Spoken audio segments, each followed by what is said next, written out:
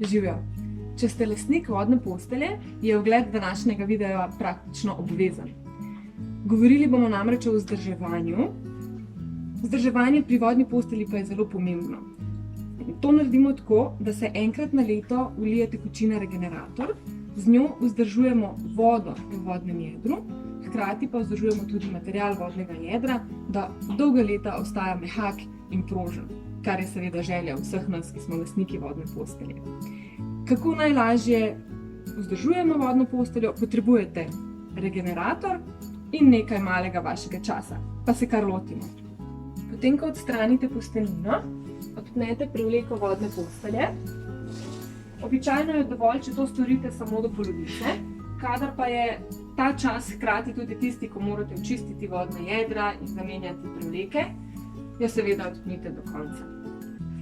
Ventil nežno s krožnim gibom privzdignemo, odvijemo, potem pa je potrebno odstraniti sečepek. Pri tem si pomagajte s tem pokrovčkom, da si ne boste polomili vseh nohtov. V vsako jedro vlijte približno polovico regeneratorja. Poleg pa vedno imejte krpico, če se vam slučajno kaj polije, da pobrišete.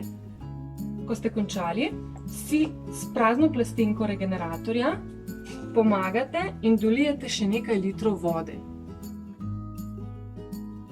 Nivo vode držite čim višje. Ko ste z dolivanjem vode končali, po potrebi izčrpajte še zrak, nato pa jedro nazaj ustrezno zaprite. In ventil nežno potisnete nazaj.